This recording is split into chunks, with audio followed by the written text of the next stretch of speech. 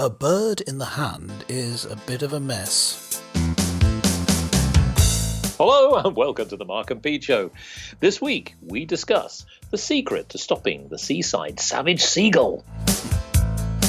Well, scientists have finally revealed the secret to stopping seagulls pinching your chips on the seaside. Right. Yes, well, it's believed that scientists from the researchers of University and Exeter have put bags of chips on the ground and actually timed how long herring gulls took to approach their bags. Well, the answer is to stare them out. Yes, it seems that this is the simple technique to stopping them stealing your chips. Yes. Well, I think there's a bigger issue here because the real big scoop is as follows. Flying from their coop, seagulls start to swoop.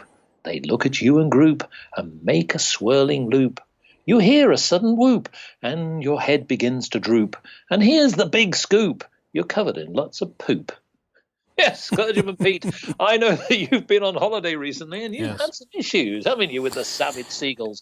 So there you are, you see, your technique is to stare them out. Yeah, well, yes, I know. There were lots of seagulls where I went on holiday, but I had more of an issue actually at the school that my children attend. I went to pick them up, and the seagulls on the roof came down and dived on me. And it seemed as though, I stepped out of the way under the roof, under into the doorway rather, so directly under, and they stopped. But it did seem to me that had I not moved, they were actually going to attack me. Yes. Understandable in your case. Yes. Now, the question is, so in that particular case, I don't think staring at them was the, because I didn't want to lose an eye. I don't think it was the best thing. I believe when you're referring to that trial where they allowed the birds to try and peck at chips and they were stared at. The birds, I think, have landed. And Correct. They're walking towards you trying to get the chip. So you give them a good stare and they generally turn away. That's different from the diving. So I'm not convinced. I think. So you're challenging the test. I am, you see, because I think if you think that a dive bombing seagull is going to be stopped by you looking at it, then I think you're a bit gullible. Yes, indeed. Well, according to the researchers, they said that gulls took 21 seconds longer on average when they were being looked at. Now, the scientists tried to test 74 gulls. How on earth they managed to even get this in place is remarkable in itself. But most would not participate. I'm not surprised. And of the 27 that approached the chips, 19 completed both the looking at and the looking away tests. Now, according to the researchers, gulls are often seen as aggressive and willing to take food from humans. So it was interesting to find that most wouldn't even come near during the test. Now, that's according to the lead author of the research, Madeleine Goumas, who's from the Centre of Ecology and Conservation at Exeter's Penryn campus. Well, as far as I'm concerned, you're quite right there, Clergyman Pete. I think the study is an interesting one, but I wouldn't necessarily put it into practice. I think most people have noticed, and this has come from many, many sources, from particularly people in, shall we say, seaside resorts. It seems that the gulls are intelligent creatures, do actually understand human behaviours, but more importantly, are actually becoming quite aggressive.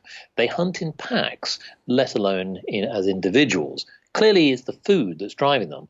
But to your point, Clergyman Pete, it's actually, a lot of ornithologists say, that it's because they're trying to protect their young. Yes, Now, I believe that's correct, yeah. Protecting them is one thing because there may be a threat, but protecting them because actually they want to feed them.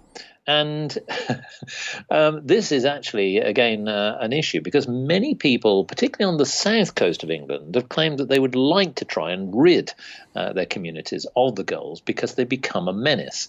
Now, the little poem at the beginning actually was slightly more serious because many people believe that the poop that they produce is actually corrosive. It's corrosive to cars, it's corrosive to windowsills and buildings, and is actually also a haven for disease and spreading of disease. And so actually many people have a serious side to this, that it's nice to see, birds flying around, but they are a bit of a menace, and they're seen not just as ornithologists would like to protect them.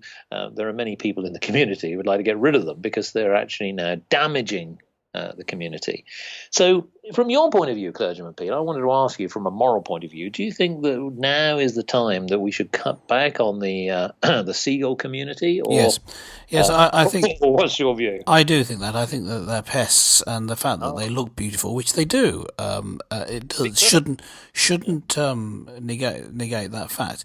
There've been cases, now, there's not been a case of a baby being snatched, but these gulls are pretty huge, and small dogs have been taken. There was a chihuahua, I believe a chihuahua called Gizmo was taken and was never seen again. Was snatched from the garden where he lived.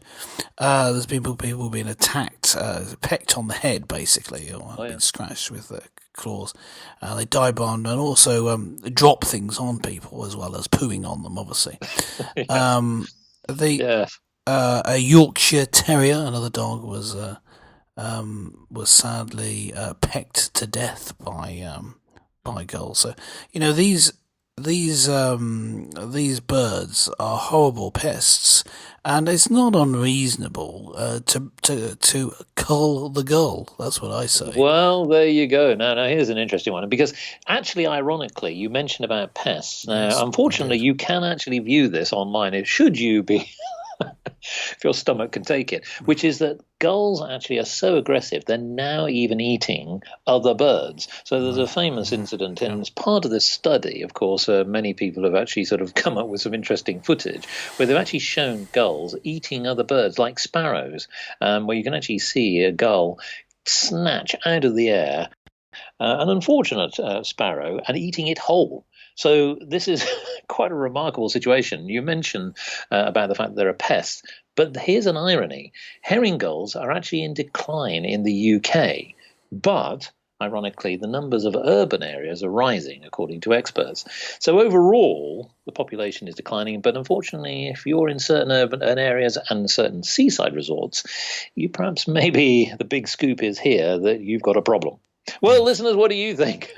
Do you have a problem with gulls in your area, or maybe you don't really care? I mean, a bird in the hand is definitely a big mess. As far as I'm concerned, perhaps it's time to cull the gull. Yes, join us next time for more colourful conversations with Clergyman Pete and Businessman Mark.